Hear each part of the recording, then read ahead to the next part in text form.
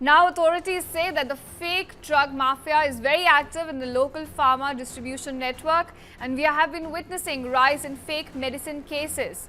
So we all are pretty much aware how big the problem of counterfeiting is.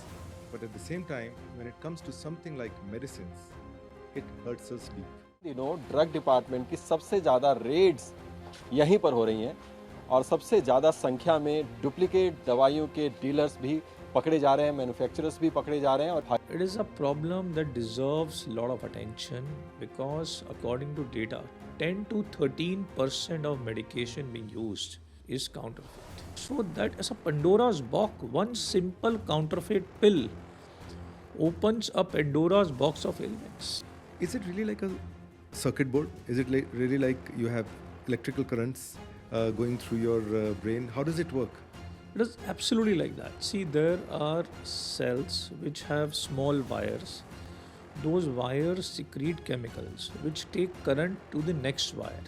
What kind of counterfeits do you see when it comes to medicines?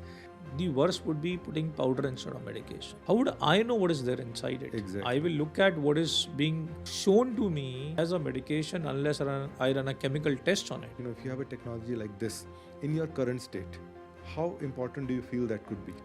It is extremely vital. So we all are pretty much aware how big the problem of counterfeiting is. And somewhere we have all accepted it, that it is here to stay. But at the same time, when it comes to something like medicines, it hurts us deep. So to talk about this, today we have Dr. Praveen Gupta here with us. Dr. Praveen Gupta is from Marengo Asia International Institute of Neuro and Spine. MAINS is what they call it. Okay, Dr. Gupta, welcome to the show. Thank you. So before we actually begin with the meat of our podcast, which is talking on a very serious subject of counterfeiting, I want to take you on a little journey back.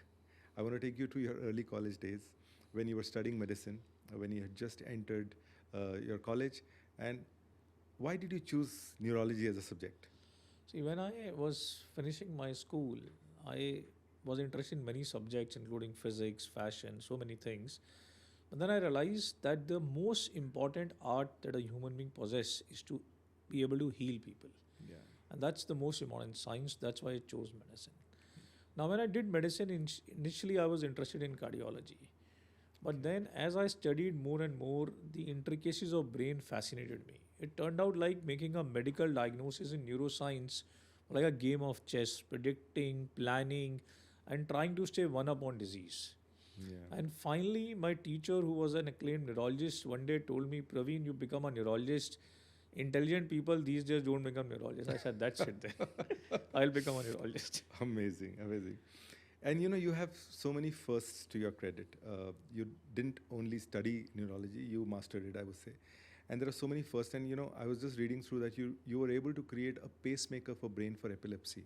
And that's something incredible as a find. Tell us more about it. So, a lot of times medicines are not able to cure or control our disorders.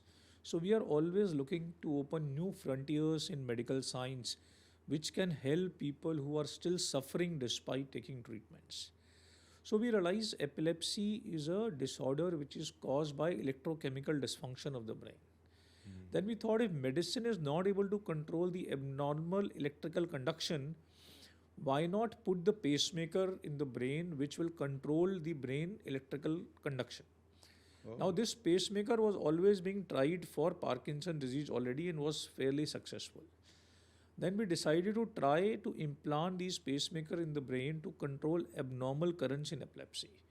Wow. So about a decade back, we did about first 5 patients of epilepsy for brain pacemaker implant in India, and we had fair success with 60% people getting substantial improvement. Wow. One lady who had left life, went back to college, studied, went into profession, had children, which is ultimately satisfying and meaningful. So that's what medicine brings to you. Awesome. This is incredible. Yes, as you rightly said, bringing back people to life and a meaningful life, I would say. Yes. A life that can be successfully sort of led is another feeling to have. And congratulations for that. Thank you. As a layman, we do understand when we read more and more about neurology. And is it really like a circuit board? Is it really like you have electrical currents going through your brain? How does it work? It is absolutely like that. See, there are cells which have small wires. Those wires secrete chemicals which take current to the next wire. Wow. So, as a channel of trillions of such cells and networks, the brain transmits these numerous impulses that we have, like I'm talking to you, you are thinking what to ask next. So, your brain is actually planning that, and some wires are translating your thought into speech. Wow. So brain is an intricate neural network. That's why for the next advancement of computer science or artificial intelligence, people are studying neural circuits to imbibe that into that. And you have heard of Neuralink, what Elon Yeah, Musk is exactly. doing, because that is where the next advancement that will bridge the gap between humans and artificial intelligence will lie. Is it actually going to happen? They're going to put that plate on your brain, and it would be able to sort of assist you, if not completely sort of overtake the functions of the brain. Is it really going to happen? It can happen because, see, about 50 years back, we did not know that there will be driverless cars. We would Yeah. not believe, right? Yeah. Today, they are happening. It's a reality. Yeah.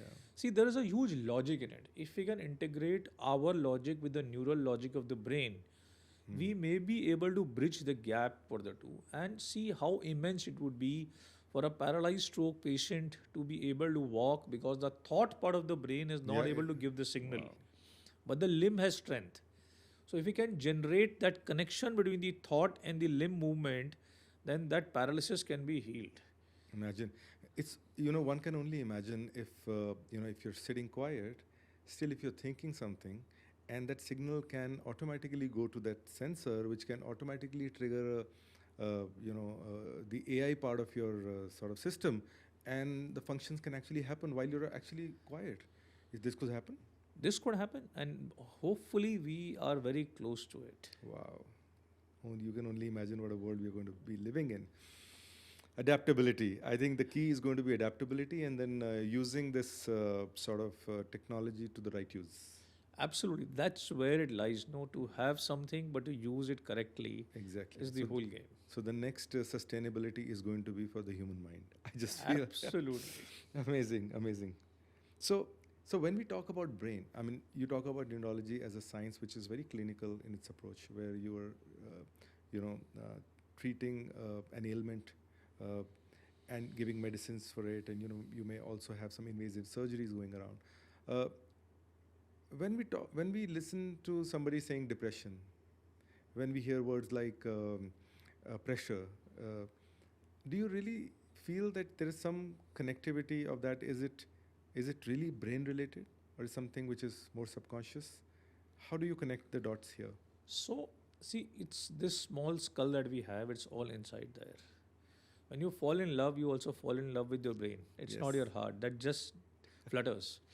So, the catch here is brain has chemicals, what we now call as happy hormones, serotonin, dopamine, right? Yeah. So, all functionality of brain, whether it is psychiatric, mental, organic, motor, happens through those connections and chemicals that we just discussed.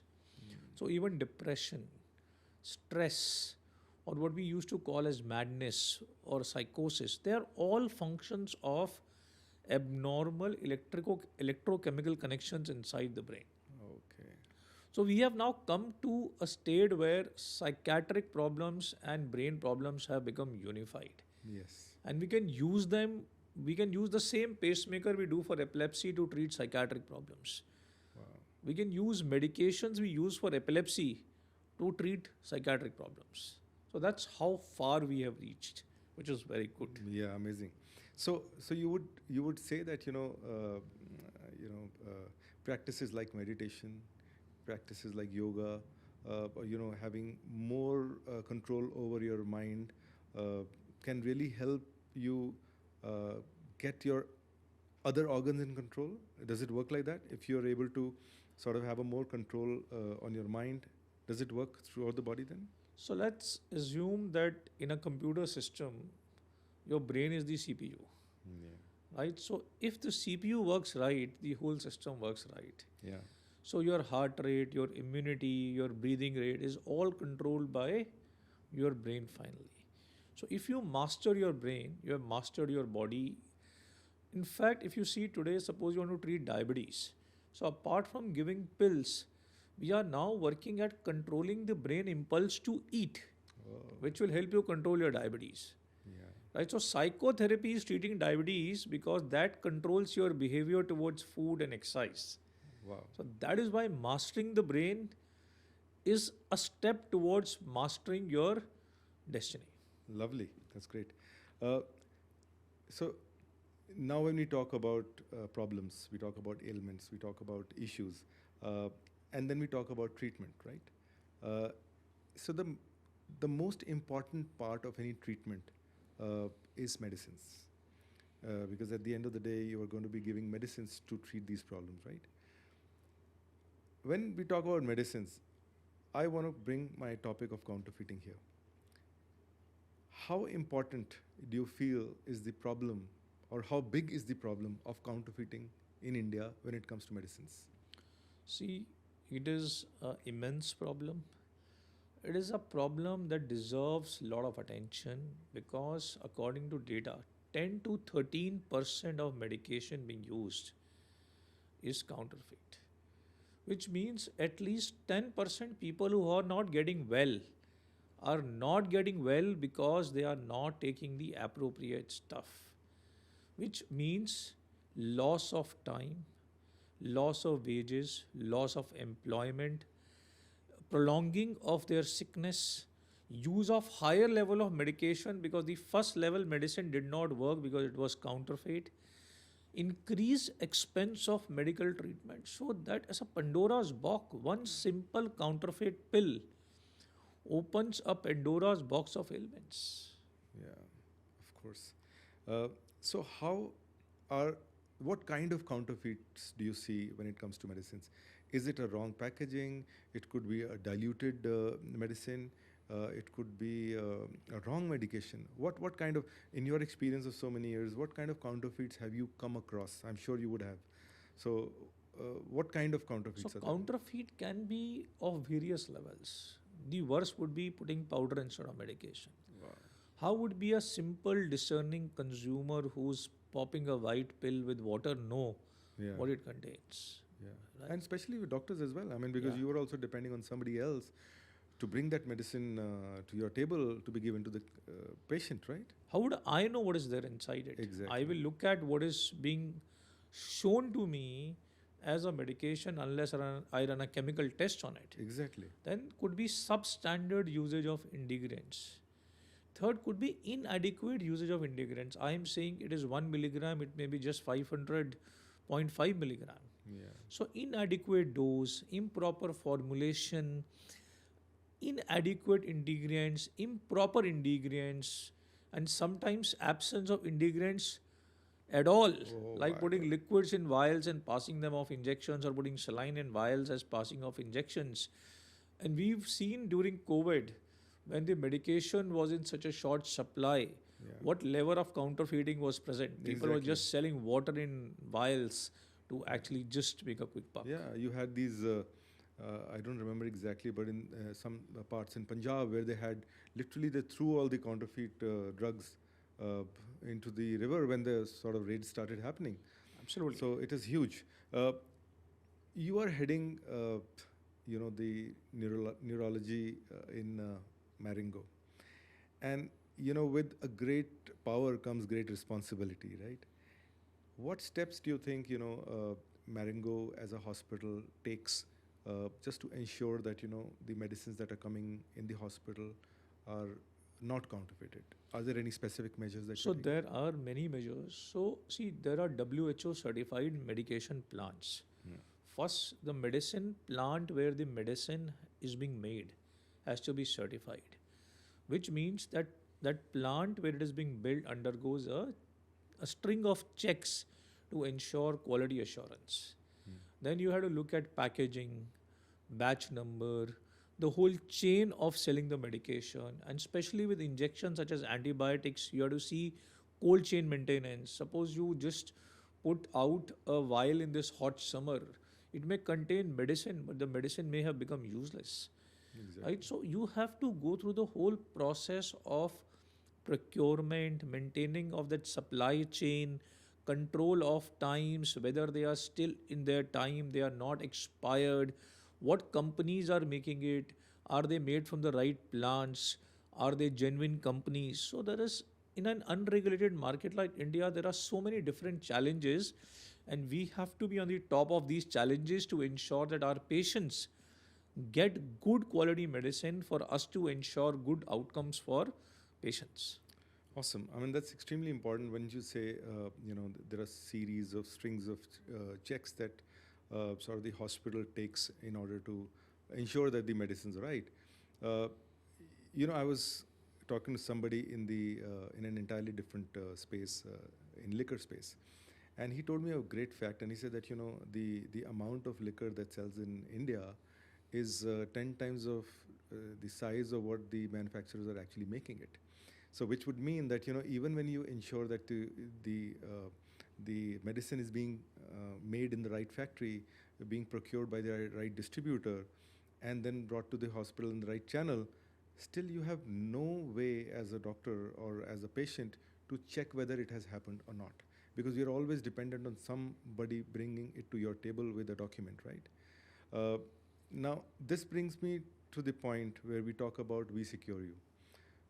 We Secure You as a company is fighting this menace of counterfeiting uh, and bringing technologies like a QR code, uh, technologies like nanotechnology, wherein you will have a traceable QR code printed on the strip or on the box of the medicine, which brings the power to the consumer or a doctor for that matter, that you can, just by a click of a button, just by clicking on that QR code, you're able to track back and trace back the medicine, the batch, the manufacturing date, and whether it is coming from the right channel or not.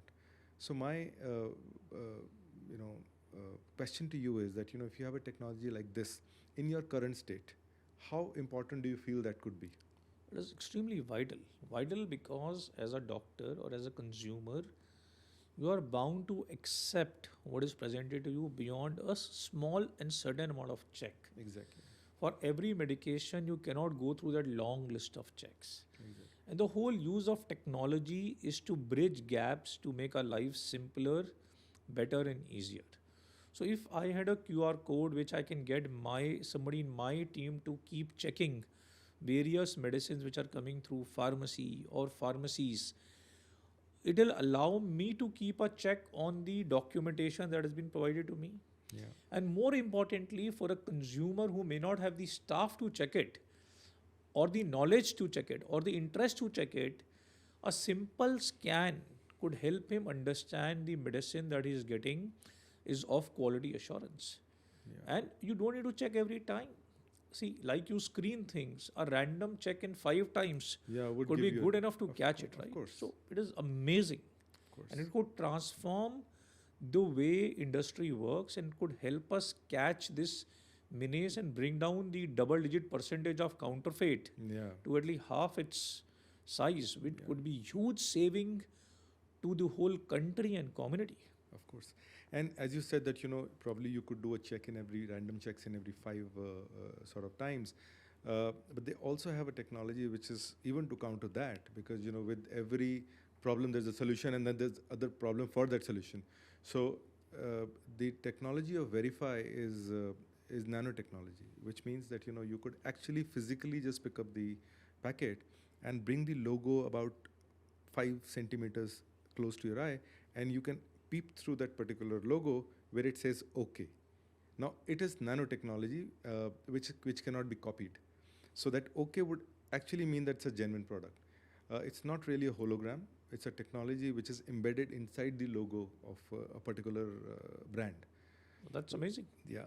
Why? Because holograms, we all know it is very difficult for us to verify. Yeah. Right? They sometimes can look very attractive, colorful, indicators of quality assurance, but they may not be the real benchmarks for it. Yeah. So if we had something like this where you could just bring it to your eye and just see that okay of assurance, like you see a hallmark when you buy gold, to Yeah. see whether you have actually bought a genuine gold, and medicine may be even more valuable than gold. Absolutely. So it could make life very simple for you. You could just do this one exercise each time you go and buy medication, and it could make your life so much better. Of course, yes. So you have been recognized by Forbes and for your contribution to medicine. Now, with a recognition like that, do you think this recognition is for your practice as a doctor or as an innovator? It is a mixture of what we have tried to bring to community. See, we believed very strongly that a doctor's role is not prescribing medication. A doctor's role has three, four different components. One of which is to heal people, which is to provide wholesome solution to not just the patient but to his family. Second is to take the frontiers of medicine to next level, like we did with the brain pacemaker, we did with migraine medication, we did with stent placement for stroke. So that's our role as innovator. The third role is the role of a teacher to mentor fellow colleagues to actually be able to improve the standard of practice to the next level. And fourth is to be able to take awareness to common people, which will allow to improve their health at large, so that you can make substantial difference to the community, not just as a practitioner but as a leader. Okay, now I have a very peculiar question from you. We recently saw a program called Adolescence. Now, it's winning a lot of awards these days. In that, we see that how an adolescent, a young brain, is able to commit a crime and lives in that denial. The parents live in denial because they can't accept that fact, and the child lives in denial, and then later sort of semi accepts it. Uh, and we have heard from a lot of different angles where uh, we hear that criminals behave a certain way because they have the element of fear sort of less in their brain. A soldiers going to the front to fight have a certain brain structure. That's why they behave a certain way. Or people who do these stunts are designed a certain way. Now, if we are able to identify, let's say, in case of a child, of a behavior which is not so normal, is there a possibility that we could actually treat that right from the childhood or reverse it in order to bring it to normalcy? Very interesting, but there are two things that will make more sense when we go to the brain. See, brain has two parts. One is called as emotional brain or the primitive brain, which is structured like amygdala and hippocampus, and one is this larger forebrain. So if you from animals to human beings, the part that is greatly changed is the forehead. That is where the forebrain lies, which controls our function, the so-called the executive brain. Right? So in lot of states, mental states, the primitive brain, driven by emotion, fear, guilt, directs our actions.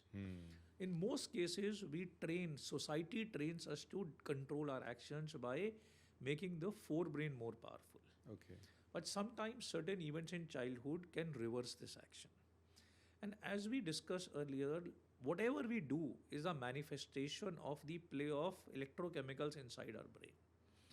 Which means that if we were able to identify first and control those electrochemicals, we could actually bring back the whole control in a mind which is uncontrolled.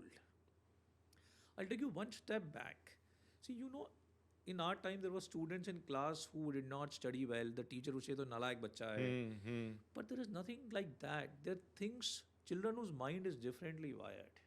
He may not be wired to study in a fashion which the teacher is teaching him. And now they're realizing it. I Yeah. mean, the latest sort of technology that they're using in education, they identify students like So that. we have questionnaires which can actually at very young age identify kids who are stepping out of the normal spectrum. Yeah. And if we start doing intervention by identifying kids who are away from normalcy or who are behaving differently in a class, we could actually catch these people very early and initiate interventions which can prevent a lot of crime and children having better, healthier, more productive, happier life. Awesome, awesome. This is really great to hear and very heartening also that these things can be controlled at a very early age. But yeah, I think the whole perception of treating your brain is taken very differently in India, right? It suddenly becomes a sort of a taboo as well if you are not. So if you start treating it without a problem, because when a problem actually arises, something like a stroke or a hemorrhage, that's the time when you actually realize that brain has an issue. But if you look at it more from behavioral or psychosis point of view, we still have a taboo in India. They don't we don't take it as healthily as probably in the West. So the whole point is, suppose I and you together climb the Everest and we were thinking कि यार ये तो मिला नहीं, ये मिला नहीं. So there is no point of being on Everest at that point of time. Exactly. Which means that if my mind is on the right place, Hmm. whether I am on Everest or Yeah. North Pole, it doesn't matter. My mind has to be in the right place. Yeah. So we all realize that happiness, love, joy is in the brain. Yeah. And that is why brain health matter most to us. Yeah. And if we were to, people have huge apprehension about taking medicine कि ये मैं Yeah. depression की दवाई क्यों लूँ, ये psychiatric medicine है, दवाई मुझे खराब कर देगी. But if you lived 5 years of a life without joy, Yeah. there would be nothing worse than that, right? Of course. I would rather live 4 years of life with joy than live 5 years without joy. Amazing. Very well said. So, quick 5 tips. Yes. Let's give quick 5 tips to our listeners how to keep our brain healthy. So, the best part is the brain health is in our hands. Yeah. First, exercise daily. 30 minutes of walk improves your brain blood flow to such a level that it can prevent dementia. Wow. Eat a nutritious, balanced diet with fruits, vegetables, berries, nuts, and milk. We've forgotten milk. Our mom used to say, take milk, Yeah. take milk. Yeah.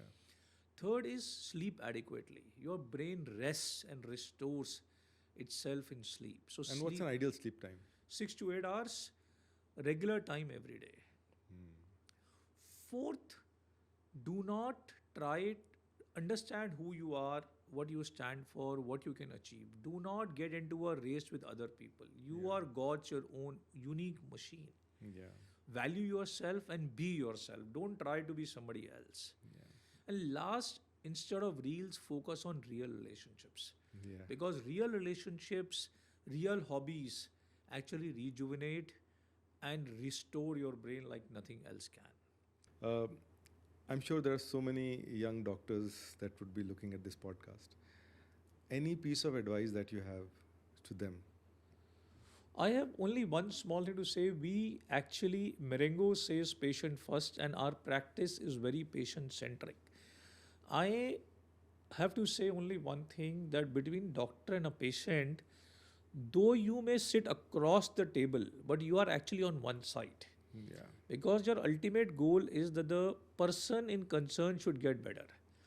As long as you remain on one side, the practice of medicine will have value, it will have trust, and you will do really well. So keep that trust intact, everything will follow. Amazing. So beautifully put. I'm sure young doctors listening to you, and even doctors from your own hospital listening to you, this is a great reassurance.